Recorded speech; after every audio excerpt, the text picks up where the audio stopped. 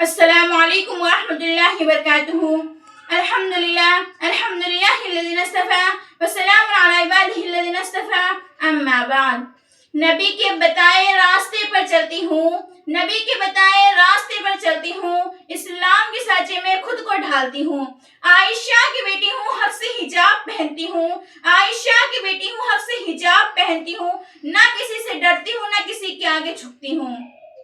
محترم سامعین کرام، آج کا میرا زہر بحث موضوع حجاب، اس کی اہمیت اور موجودہ دور۔ سامعین کرام، جب بات چڑی حجاب کی، میرے آنکھوں کا پانی مر گیا۔ افسوس ہوا آزاد ہندوستان کے آزاد شہری کہلاتے ہوئے، افسوس ہوا آزاد ہندوستان میں جیتے ہوئے، حجاب پر پابندیاں دیکھتے ہوئے۔ سامعین کرام، اگر قانونی اعتبار سے دیکھا جائے تو جمہور یعنی 6 حقوق ہے۔ اس میں چوتھا قانونی حقوق مذہبی آزادی کا ہے، جس کو کتابی پنوں کی حد تک محدود کر دیا گیا ہے۔ جس میں نے چند اشعار لکھے، ملاحظہ فرمائیے گا۔ جمہور کے نام پر دستور بنا دیے گئے، جمہور کے نام پر دستور بنا دیے گئے، حقوق کے نام ہر پنے پر حقوق کے دھبے لگا دیے گئے۔ جب وقت آیا استعمال میں لانے کا، تب بے حرمتی سے سارے پنے جلا دیے گئے۔ سامعین کرام، اور میری موجودہ دور کی آج کی بہنیں جو پردے کو اپنے خوابوں کی راہوں کی رکاوٹ سمجھتی ہیں، میں ان کے سامنے چند حجابی شہزادیوں کی مثال دینا چاہوں گی۔ غور سے سنیے گا۔ بلقیس عبد القادری، جو کہ امریکہ کی ایک مشہور فٹ بالر پلیئر رہی ہے، اور اسی طرح پاکستان سے تعلق رکھنے والی شہناز لغاری، جو کہ ایک کامیاب ترین پائلٹر ہے، اسی طرح نیوزی لینڈ سے تعلق رکھنے والی زینا علی، جو کہ پولیس آفیسر ہے۔ اگر ہرگز ہم سمجھیں تو پردہ ہرگز بھی ہماری راہوں کی رکاوٹ نہیں بنتا۔ اللہ کے رسول آپ صلی اللہ علیہ وسلم نے حدیث میں فرمایا، الحیاء من الایمان، حیا ایمان سے ہے، حیا نہیں تو ایمان نہیں۔ اسی طرح پردہ ہماری ایک مستقل عبادت ہے۔ جس طرح پردے سے ہر چیز کو ڈھانکا جا سکتا ہے، اس لیے اسلام میں اور لڑکیوں کو قیمتی اور نایاب کہا گیا ہے، اس لیے ان کو ڈھانک کر رکھا جاتا ہے پردے میں۔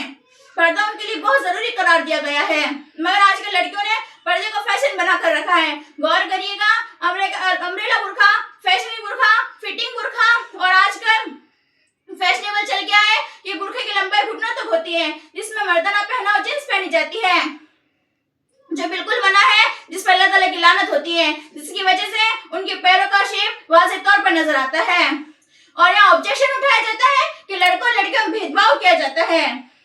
تو مجھے سامعین کرام اس سے ایک قصہ یاد آیا، جس میں ایک لڑکی نے مولانا مودودی سے سوال کیا کہ مولانا، لڑکوں اور لڑکیوں میں بھید بھاؤ کیا جاتا ہے کہ لڑکے ہر طرح کی آزادی دی جاتی ہے، وہ جہاں چاہے، جیسا چاہے، جو چاہے کر سکتے ہیں، مگر لڑکی کو باہر اکیلے جانے کا بھی اجازت نہیں دی جاتی ہے۔ تو مولانا نے مسکراتے ہوئے کہا، بیٹے، تو نے لوہے کی دکان دیکھی ہے؟ لوہے کے باہر پڑا، دکان کے باہر پڑا ہوا لوہے کا سامان، چاہے سردی ہو، گرمی ہو، بارش ہو، اس کی قیمت میں بالکل فرق نہیں آتا۔ بالکل لڑکوں کی مثال کچھ اس طرح کی، حقیقت اس طرح کی ہوتی ہے۔ اور مثال لے لیجیے سونار کی دکان کی، کہ اس کے باہر پہرے دار بھی موجود ہوتے ہیں، اس کے اندر تنجوری ہوتی ہے، اس کے اندر چھوٹی تنجوری ہوتی ہے، اس کے اندر ڈبے پر ریشمی کپڑوں پر رکھا ہوا نزاکت سے رکھا ہوا ہیرا، کیونکہ پہرے دار کو پتا ہے، جوہری کو پتا ہے کہ اگر ہیرے کے اوپر تھوڑی سی بھی خروش آ گئی تو اس کی قیمت میں فرق آ جائے گا۔ بالکل اسلام میں لڑکیوں کی قیمت کچھ اس طرح سے ہوتی ہے، اس لیے ان کو پردے میں رکھا جاتا ہے۔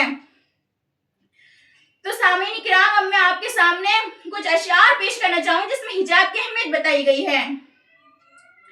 اہمیت کیا بتاؤں میں تمہیں حجاب کی، اہمیت کیا بتاؤں میں تمہیں حجاب کی، رونق بڑھتی ہے جس سے چہرے کی، اس ظالم سماج کی نظروں سے بچنے کے لیے ضرورت ہے، اس ظالم سماج کی نظروں سے بچنے کے لیے ضرورت ہے اس خوبصورت سے پہرے کی۔